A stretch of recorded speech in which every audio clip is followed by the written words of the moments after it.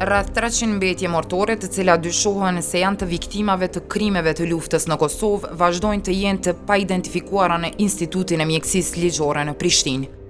Mostrat janë dërguar në Institutin e Hagës, mirë po procesi nuk premton përgjigje të qartë.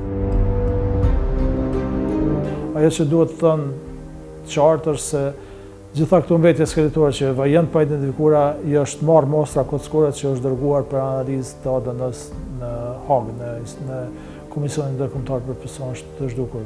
Mirë po, një numër i tyre duhet thënë që nuk lidhen me luftën, një numër i tyre është në gjendje të dëmtuar në kuptim që janë të fragmentuara, disa prej mbetjeve kockore janë të djegura, kështu që do të jetë shumë sfiduese që të nxjerrin profil të ADN-s për këtyre mbetjeve kockore që janë të dëmtuara. Megjithatë, me përparimin e teknologjisë, ne do të provojmë që edhe nga këto mbetje kockore që janë të fragmentuara apo të dëmtuara, të dërgojmë dhe të provojmë se ndoshta mund të nxjerret profili i ADN-s.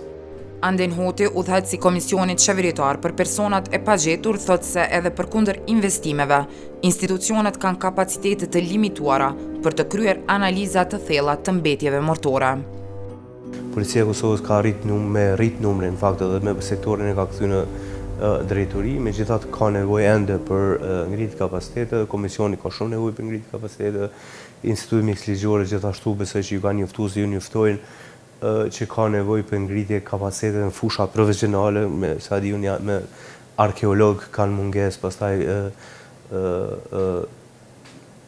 zyrtar shtesë që janë të antropologjisë e tjera. Institucionet e Kosovës dhe ato të Serbisë numërojnë 1595 persona të zhdukur. Për pjesën më të madhe të tyre, ende nuk janë zbuluar zonat ku mund të jenë të varrosur. Natasha Kandish, drejtuesja e Fondit për të drejtën humanitare, thotë se zgjidhja e çështjes së të pagjeturve kërkon vullnet politik, ndonse kapacitetet ekzistojnë. Ajo thotë se duhet të bëhet ndarja çështjes së të pagjeturve nga gjykimet për krimet e luftës, si dhe të mos bëhet renditja etnike e të zhdukurve. Zgjidhja e çështjes së të pagjeturve kërkon vullnet politik. Duhet të bëhet ndarja e çështjes së personave të zhdukur nga gjyqet për krimet e luftës. Shprehja publike e ndjeshmërisë dhe solidaritetit me familjet e të zhdukurve, braktisjen e renditjes etnike të zhdukurve, ndërprerjen e deklaratave politike në kufi me urrëtitjen, duke u fokusuar në rishikimin e mbetjeve njerëzore të pa identifikuara, rreth 350 trupave ose pjesëve trupore në morgun në Prishtinë, që të përcaktohet se cilat raste kanë të bëjnë me konfliktin e armatosur. Gjithashtu duhet të bëhet korrigjimi i keq identifikimit që rezulton nga identifikimi tradicional përmes përdorimit të analizës së ADN-s, shqyrtimit të rasteve të zhdukurve ku ka indikacione se mbetjet janë djegur me shtëpi dhe nuk mund të identifikohen dhe përmirësimin e bashkëpunimit midis komisioneve dhe familjeve të zhdukurve në mënyrë që familjet të përfshihen në procesin e zgjidhjes së çështjes së të pagjeturve. Kandish thotë se ka pritur që nënshkrimi i deklaratës për personat e zhdukur në maj të vitit 2023, si pjesë e marrëveshjes ndërmjet Kosovës dhe Serbisë, të nxjerrë bashkëpunimin ndërmjet komisioneve. Por sipas saj, kjo gjë nuk ka ndodhur.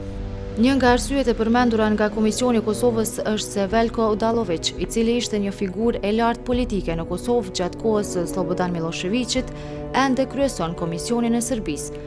Kryeministri i Kosovës ka kërkuar largimin e tij dhe unë mbështes këtë kërkesë sepse Odalović nuk mund të ngjall besim tek familjet shqiptare të zhdukurve. Por presidenti i Serbisë me këmbgulje e injoron këtë kërkesë, duke e ditur se kjo bllokon bashkëpunimin ndërmjet komisioneve dhe zbatimin e deklaratës për personat e zhdukur. Për më tepër shon një problem me përfaqësuesit e BE-s që e mbikëqyrin procesin e dialogut dhe normalizimit, pasi ata nuk e kanë mbështetur kërkesën e Fondit për të drejtën humanitare dhe OJQ-ve të tjera që komisionit të drejtohen nga individ, pa lidhje me partitë politike apo pozicione të mëparshme, ku ata mund të kenë ditur për zhdukje dhe krime të tjera. Udhëheqja e vazhdueshme e Odalovićit në Komisionin Serb do të vazhdojë të bllokojë bashkëpunimin. Serbia duhet të ristrukturojë komisionin dhe të emërojë dikë me të kaluar të pastër. Në Policinë e Kosovës, në Drejtorinë për Hetimin e Krimeve të Luftës, aktualisht janë rreth 40 polic apo hetues që merren me trajtimin dhe hetimin e krimeve të luftës, përfshirë rastet e personave të pagjetur.